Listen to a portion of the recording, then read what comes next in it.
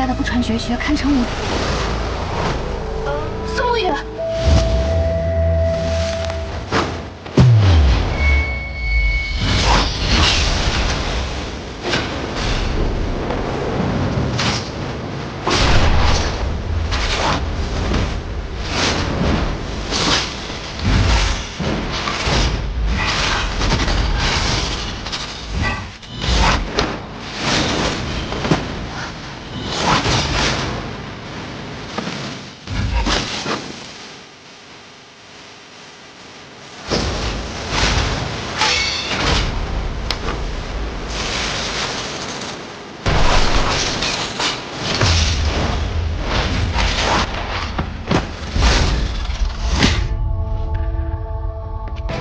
18剑阵，起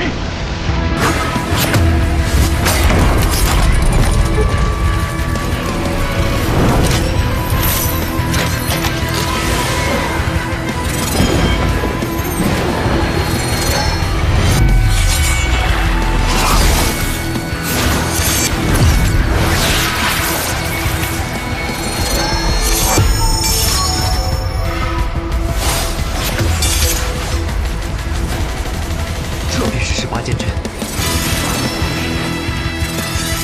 仅靠一人就能操纵这么多的剑人。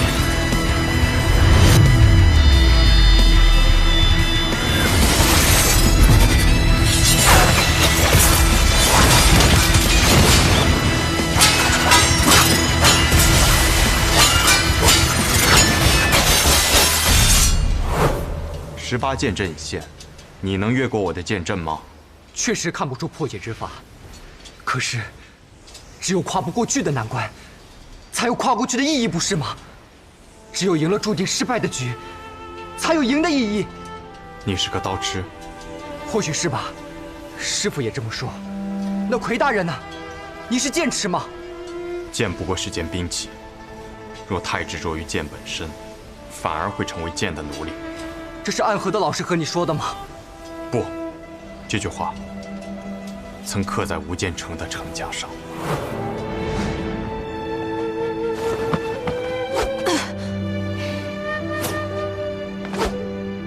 从早练到晚，我们岳安真是一个持之以恒的好孩子。因为我想成为跟阿爹一样厉害的人。对了，阿爹，我看三叔整日醉心于剑，可为什么你早已逍遥天境，他却始终只有自在地境呢？因为啊。 他的心里只有练剑，所以才止步不前呀。我不明白，阿爹，你心里到底比他多了些什么呀？傻孩子，爹爹心里有你呀。嗯，你对刀有着纯粹的执着，可你为何要赢？只是想要比我更强吗？若你的心中只有强弱，那么你的刀。 永远不会是最强。胜负也是我心中的意义。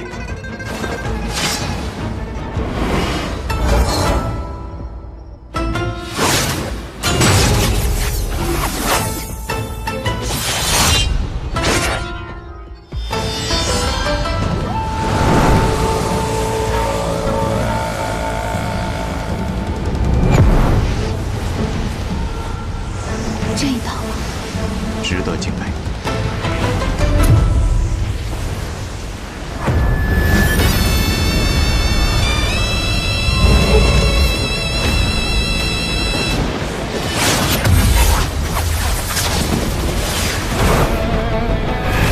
18剑阵便只是这18剑吗？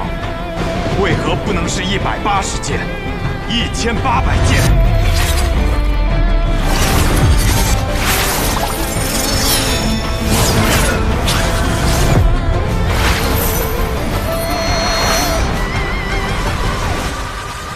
18000剑！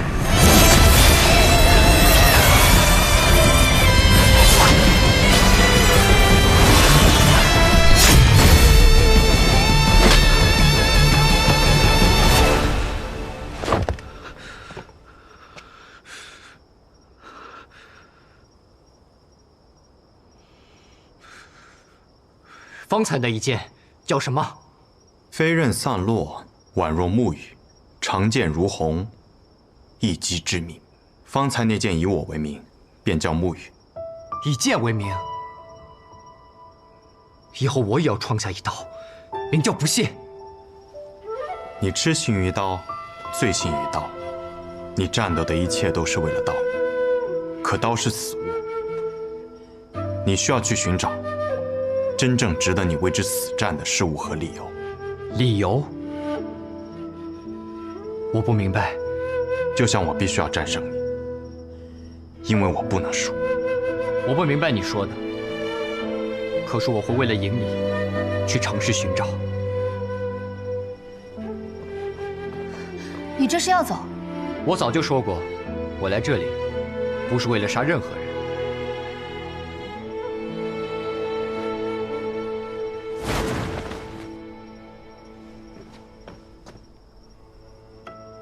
雪薇，你不会也想和我一战吧？战你个头啊！你流血了，赶紧擦擦吧。你这药我可不敢用。我如今身旁有个小神医，可不敢用你这能毒死一头牛的药。你的小神医，你确定他现在还活着吗？想救人，还是先破了我的毒阵吧。雪薇，你知道这阵困不了我多久的。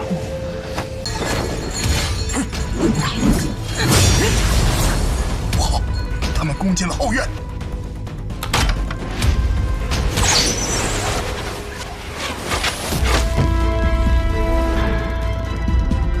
骗子苏沐雨，说好有你在，就能保我无忧呢。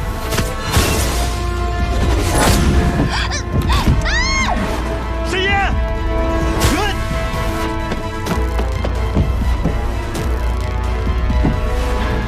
苏沐雨，你下去做什么？我想干扰他，我不想死。沈一莫慌。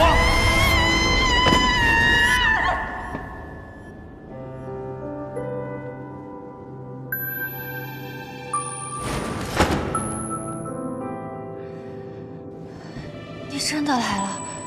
我答应过沈一，有我在，保你无忧。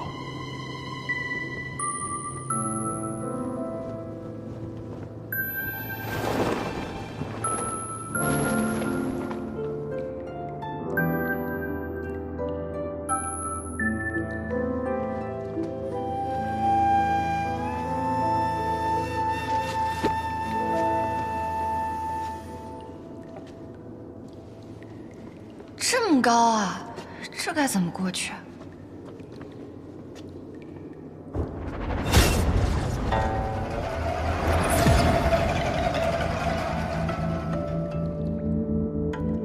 此神门重若千斤，张力无法对开。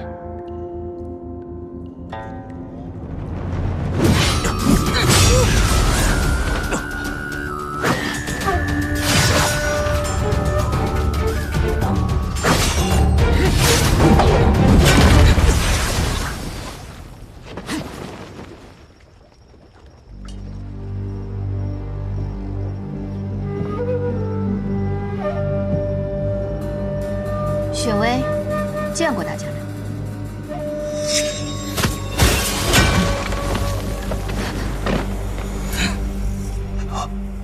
密言，我们走。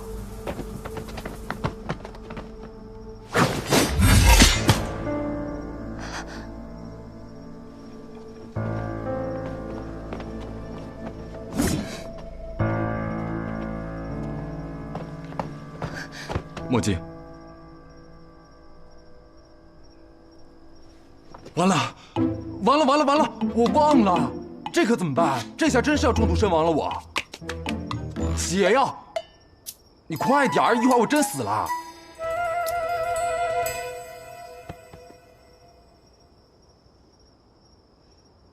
外面败了，朱隐十二下岂是那么容易对付的？最多再剩半炷香时间吧。谢谢那小子呢？跑了。跑了？那苏沐雨呢？跳进那个洞里了，和药王谷那个神医一起。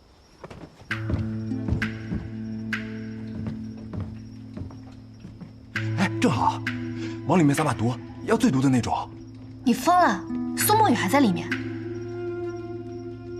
你给过他一粒无花丸，就封在他的剑柄里面，别以为我不知道。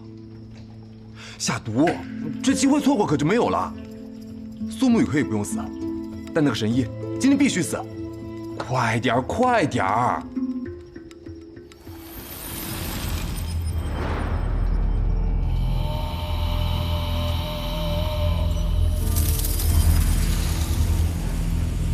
小心，小心什么？有毒。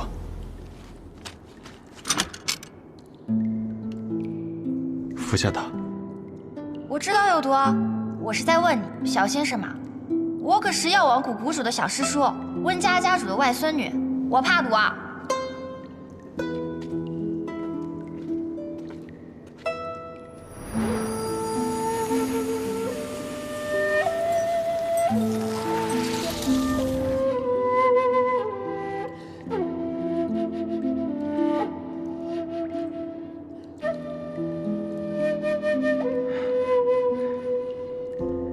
神医还真是给人很多惊喜。不过，那姑娘到底练的是什么毒功啊？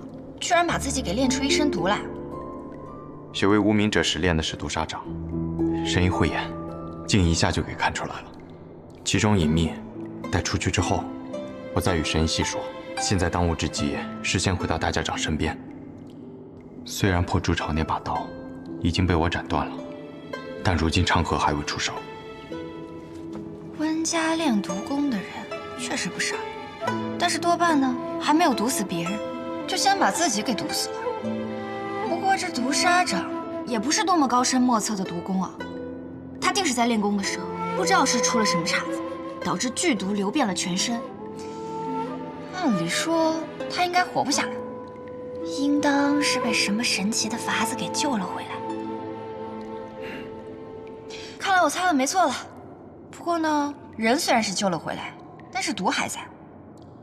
旁人若是这么不小心的，轻轻碰了他一下，不出一炷香时间，便会化为一滩黑水。能救吗？他刚一见面就想杀了我，我都跳密道逃跑了，他还放出来一朵毒花来追杀我。你这个时候和我说救他，不合适吧？对不住啊，我这朋友虽一身剧毒，但性格温和，一向对人避而远之，怕无意之中害到别人。他方才对你出手，应当也是迫于家族的命令。苏沐雨，我现在真的好好奇，你究竟是一个怎样的天真之人？他刚才是真的想杀我，我能感觉得到。至于是什么原因嘛，那我就不知道喽。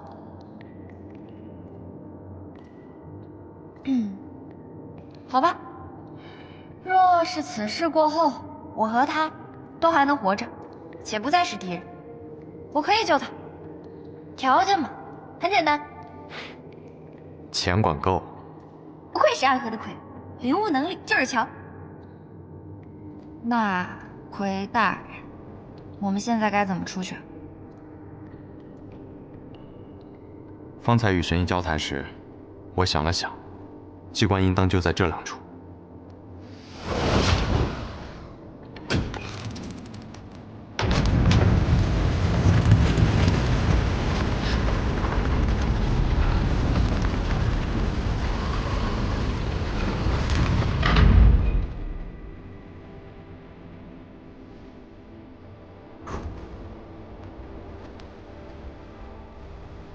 神医，我们走。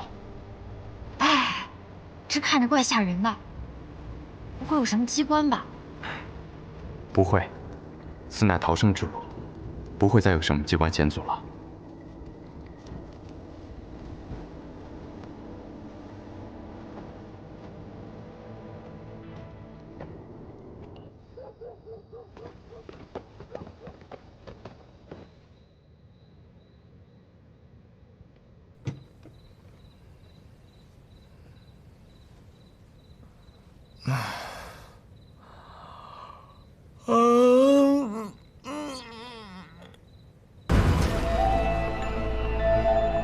唉，可惜了，谢家这代中有意思的人不多，你勉强算一个。若你不是这般病死鬼的样子，我还真想痛痛快快的和你打一场。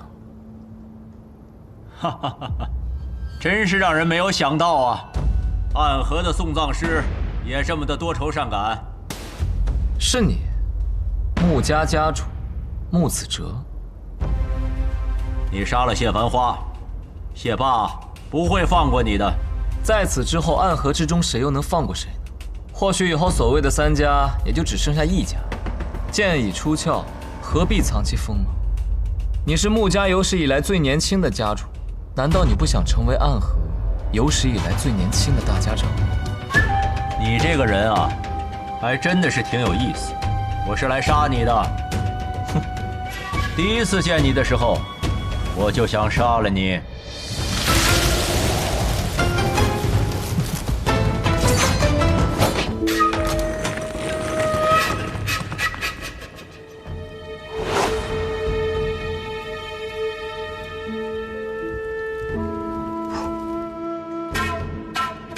其实，你们口中的哲叔，他是我的父亲。这就是我为什么一直打探他下落的原因。我的母亲什么都没有告诉我，只和我说他是暗河的魁。这不可能。我不是说笑，这有什么不可能的？暗河中人从不与外人通婚，之前也有人打破这规矩，和暗河之外的人成婚生子，但结果却是，其人连同他的一家妻儿老小，皆被抹去了。哲叔是曾经的魁，如今在苏家的地位亦是不低，不可能在外有女儿的。哈哈，我方才是与你开玩笑的嘛，你还这么一板一眼的认真回答我啊？你们暗河的魁不是接任大家长的候选吗？那大家长为什么不直接传位给你？这样不就破局了吗？我并非暗河三家本族中人，我是无名者出身，暗河之中从未有无名者接任过大家长的规矩。所谓无名者，都是孤儿出身，经过试炼后才得此姓，名义上加入了三家，事实上却仍不被视为真正的族人。当年也是因为情况特殊，大家长才让我接任为魁的。这些年，我一直想把位置让出去，大家长，大家长却没有允许。方才我就想说了，既然受了伤，你在我一个神医面前装什么？抱歉，方才那一战耗费了不少气力，实在是因为担心大家长那边，勉强撑着。那现在呢？撑不住了。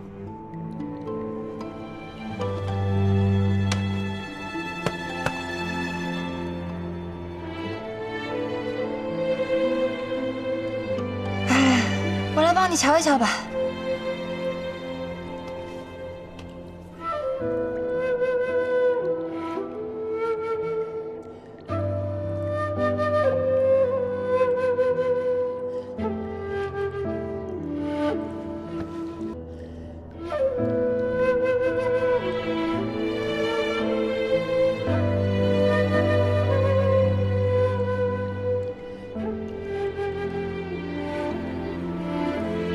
生死同源，唯有下毒者那里可将其化解的奇毒。深夜，我运气疗伤片刻便好，不必担忧。什么运气疗伤？我看不过是用真气强行把伤势给压下去。我们行医的最见不得你们这种不珍视自己身体和生命的笨蛋。我立过承诺，会保护大家长，亦立过承诺，会保护神医。虽然没有立过承诺会保护我自己，但至少在你们无恙之前，我都会好好的。逻辑鬼才苏沐雨，你多休息一会儿吧，不然啊，一会儿打起架来没有力气，那我可就惨了。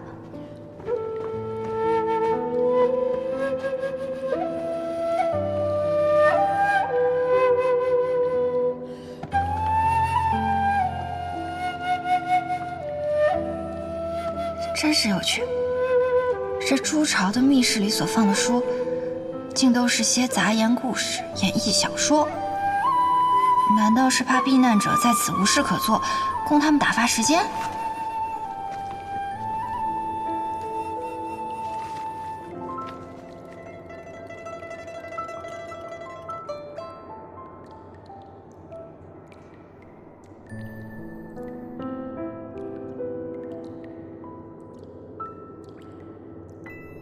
这写的还真是玄乎。神医，我们动身吧。这么一会儿你就休息好了？你们暗河的人都这么不要命的？我们暗河之中有位前辈叫做穆朝阳，他专门创造了一套关于休息的功法，叫做眠息法。我们可一日只睡1个时辰，在择机歇上那么1时半刻，便可恢复精力。这对于我们学医的人来说呢，就是不讲医学。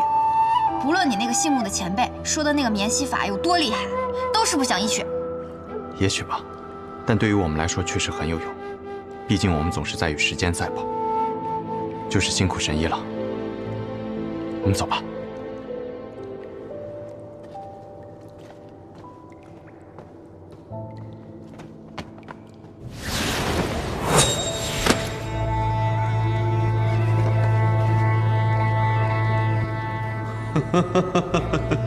三家的水已经彻底浊了。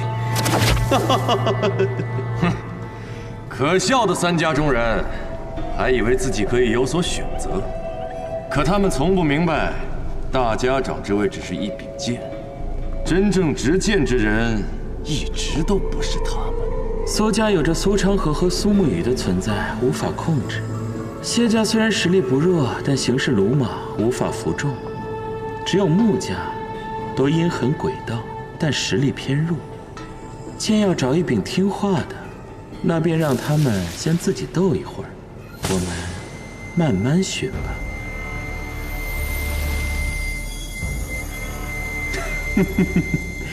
这个穆子哲倒是拉得下脸来求助，那便给他死灭关吧。而我们三关也该亲临战场，看看这最后的胜者了。自然是除你之外都可去，此行可解厄，可赦罪，唯独赐不了福。那便我去吧。好，那便你去。关了那么久，也该出来散散心了。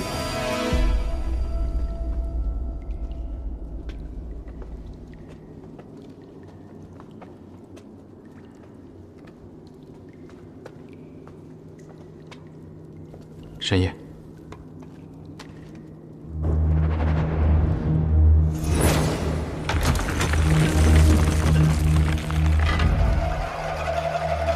神医且在里面等等，我先出去探探情况。好。如今，朱朝的机关阵法皆破，就连玉帝的蛛网也破了，只能靠大家来死守了。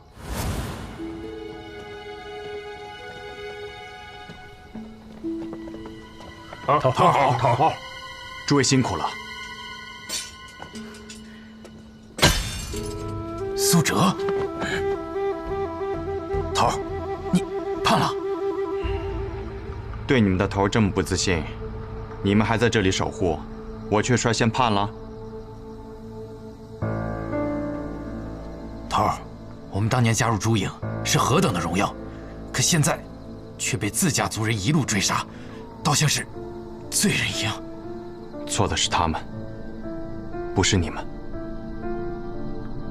哲叔是来帮助我们的，作为上一任魁，他愿意站在我们这边。哎，你这个臭小子，又给老子乱扣脖子！哎，不过嘛，肃清暗河内乱，实乃吾辈之责。前辈，神医已经找到能够医治大家长的方法。既如此啊，快请神医一试啊！但这个方法我用不了。为何呀？因为用了，我会死。那不行。神医，是只能你死啊，还是可以换一个人死啊？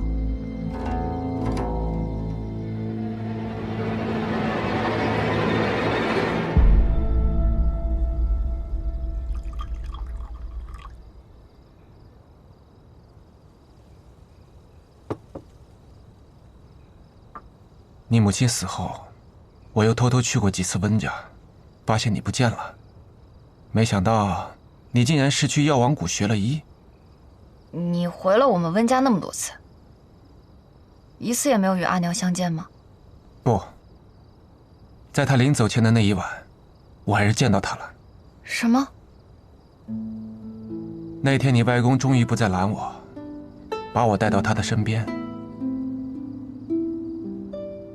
他是在我的怀里死去的。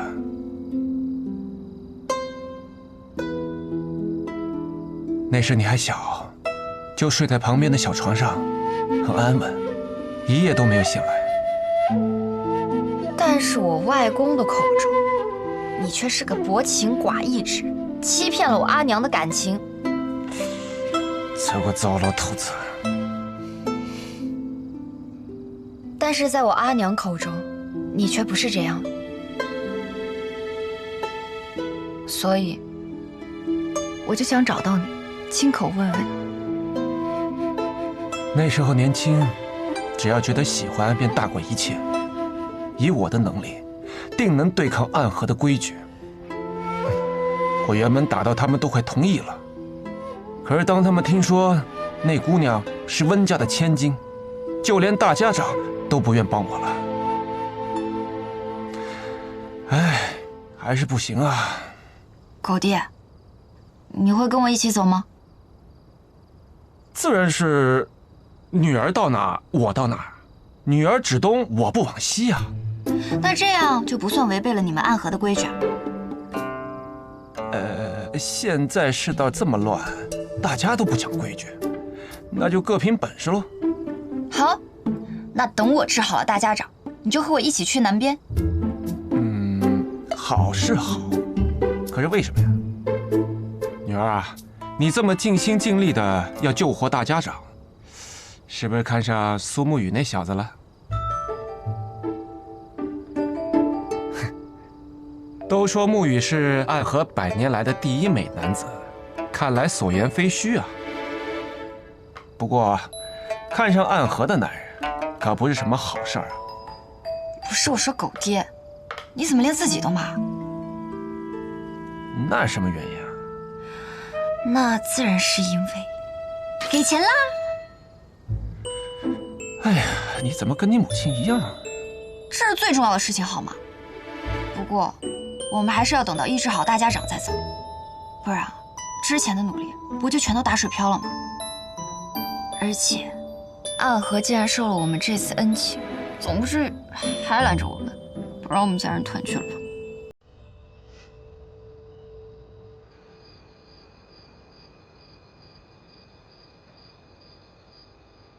头儿，我们当年加入朱影是何等的荣耀，可现在却被自家族人一路追杀，倒像是罪人一样。是我的原则，让追随我的这些人成为了被家族抛弃，在暗河中无可依附的亡魂吗？魁大人，四舍，打扰魁大人独处了。神医和哲叔在谈事，让我先把伤药送来。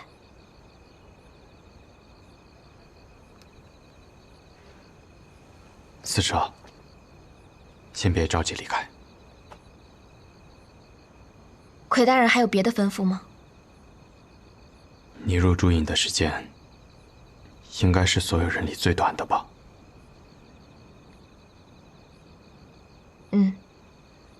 上一任四蛇1年前突然重病离世，魁大人便在众多人之中选择了我。是啊，当初若我没有选择你，你如今也不会被卷入这场纷争之中。是我拖累了你。魁大人，我能问你一个问题吗？你问。我们暗河是坏人吗？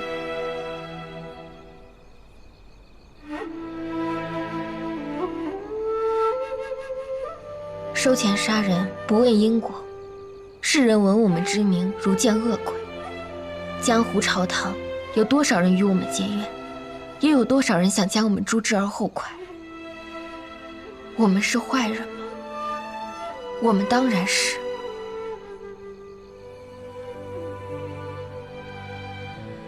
可谁生来就愿意当坏人呢？我生在暗河穆家，自有记忆开始，便在学习如何杀人。从我们出生起，我们都是别无选择之人。我以为加入朱营，不过是这段噩梦的延续，直到遇见了魁大人。您是我在暗河中遇见的第一个心存善念、心中仍留有阳光的人。是您告诉我们，加入朱营，可以不再是杀戮的道，而是守护的道。那么我愿意为了守护而死。多谢你们。但我守护的是魁大人，不是大家长。我想陈龙他们也一样，没有人生来就想当坏人，即便后来成为了坏人，心中所喜欢、所向往的，也仍旧是善良的人。魁大人，若暗河是永无止境的黑夜，那么你便是我遇见的第一束阳光。魁大人，若大家长身死，请执绵龙剑，继大家长之位。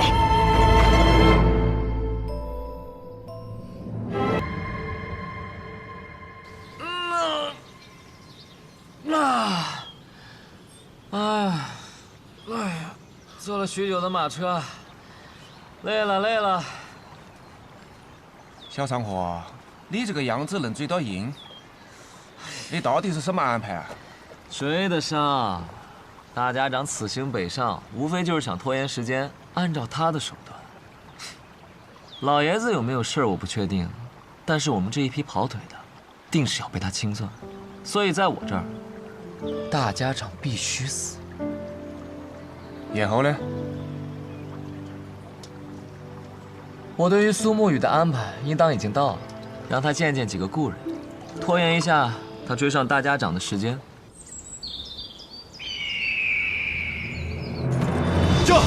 驾！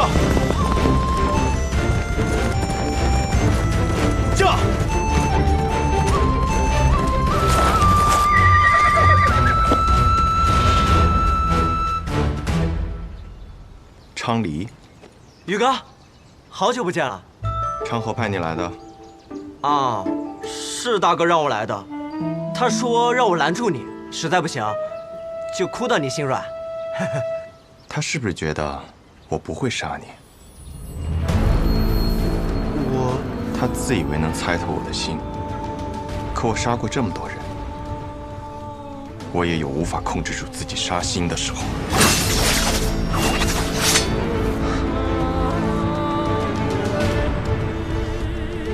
若我想杀你，你早就死了。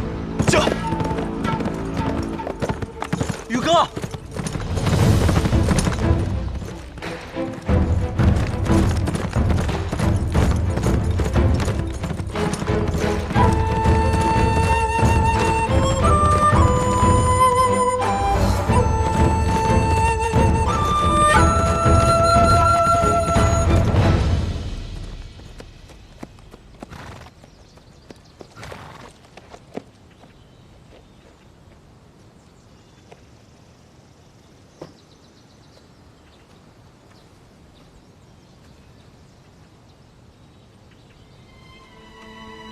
老师，你口中的“老师”这2个字，放在我的身上，我可不敢当。苏芷先生，许久不见了，苏沐雨。昌河为了拦住我，居然把你也请来了。不必怪昌河，是我自己想来的。我想此事之后，或许我们便没有相见的机会了，就自请来此见你一下，顺道下一局棋。我在赶路，没有时间。若有机会再见先生。回到暗河，我定去藏书阁拜会。若我没有做到让你下完这局棋，昌河或许会杀了我。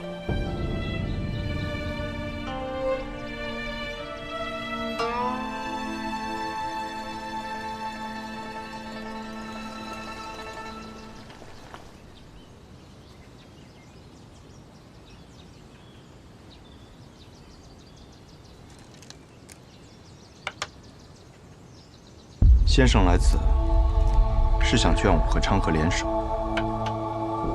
你们是暗河这100年来最不可思议的搭档，一起联手破过许多危局。这一次，我相信你们一样可以做到。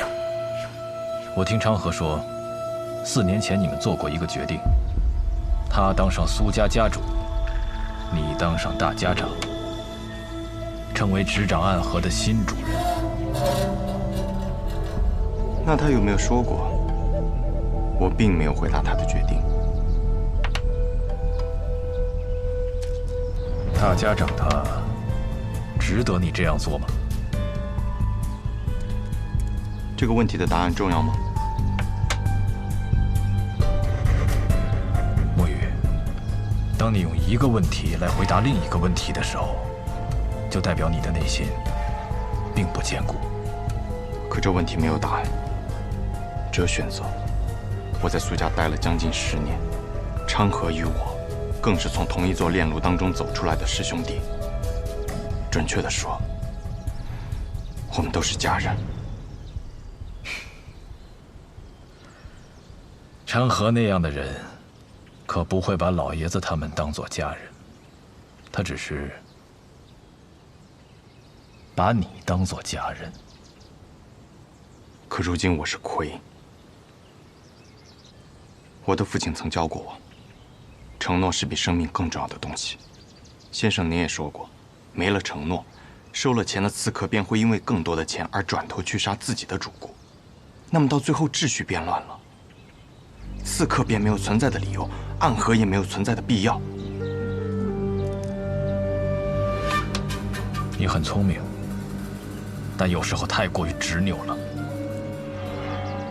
已经沦为杀人的棋子，若心中还不存在点执拗，那么活着也像是死了。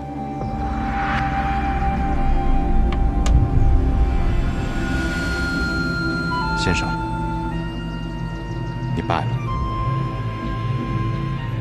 告辞。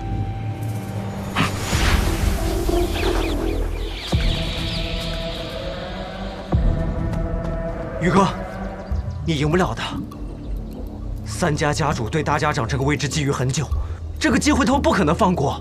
即便大家长最后把生医好了，他们还是会不惜一切代价把他杀了，这是个必死之局。即使死局，那么昌河他到底想做什么？他想改变暗河，跨过暗河，便能到达彼岸。彼岸之处不再是长夜，而应有光明。和我们联手吧。大哥的意思是，让大家长在一个合适的时机死掉，死之前他把绵龙剑传给你，你执掌暗河，而他则去扫清苏家的障碍，成为苏家家主。到时候其他2家再有不满，你们便联起手荡平暗河。宇哥，抱歉，我有我的选择。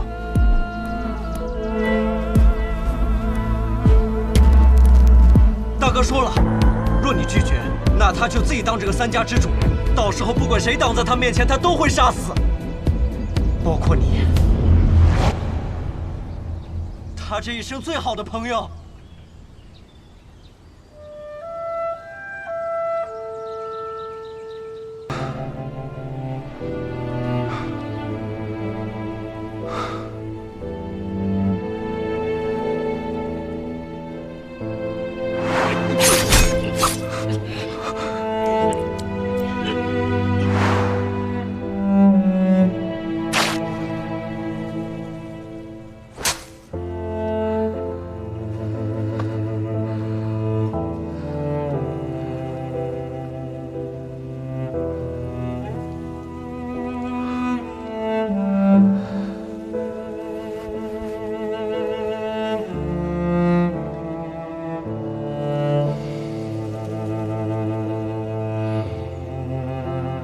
是我们2个人了。所以，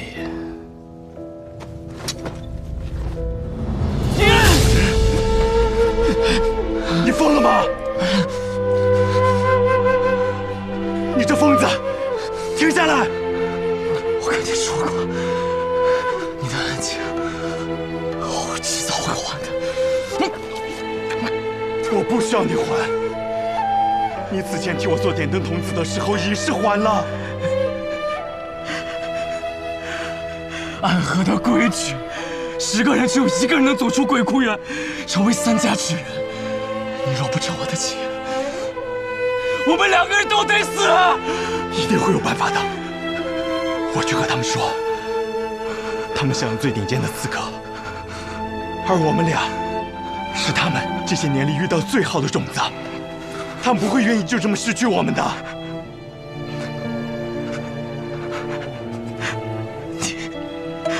你太天真了。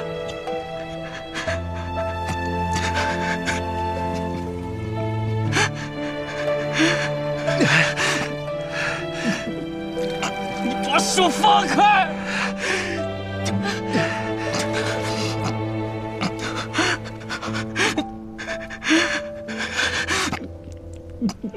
你把手放开！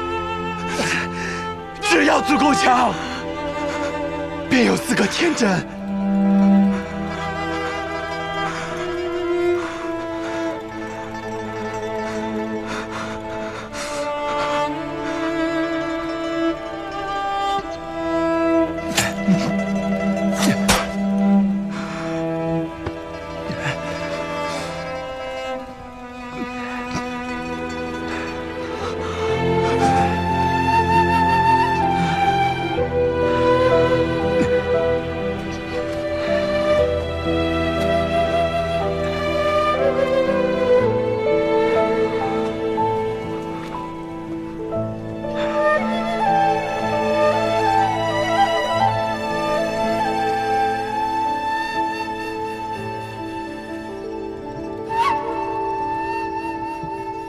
谁先了？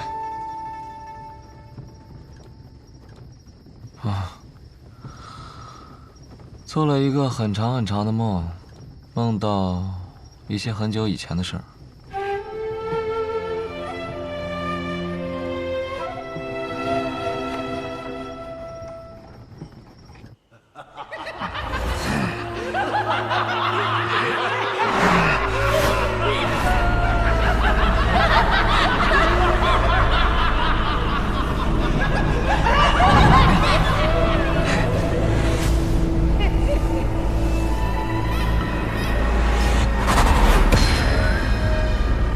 邪魔外道，无尽无身。我们是邪魔外道，不过是些魔障，看我一剑斩了你们！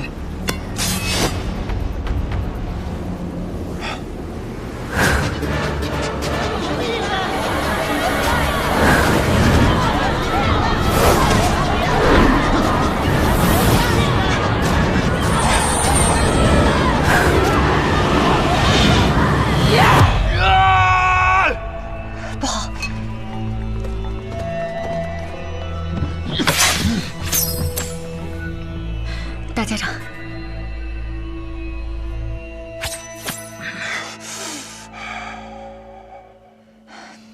人在虚弱时，邪气便会找机会侵染人的身子，做噩梦是正常的事。大家长不必担心。大家长可还安好？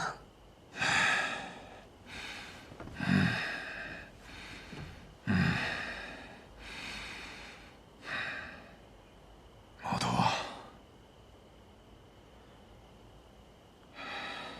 是。神医啊，你此生救过多少人？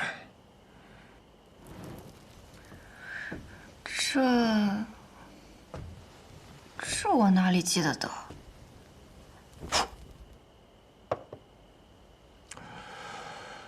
加上唐二老爷，我此生杀过832人，很多人，我甚至不记得他们是谁，但心底里总会有一个声音告诉我，那是我杀过的人。其实我不怕这样的梦。当他们出现的时候，我会拿起手边的剑，将他们斩杀得一干二净。我既然杀得了他们一次，那么自然我能杀得了他们第2次、第3次。无论是梦境还是现实，都不会有任何区别。但这一次，当我拔剑的时候，发现手里的剑已经断了，需要让沐雨快些回来。难道大家长就不害怕他在这个时候背叛你吗？不会的。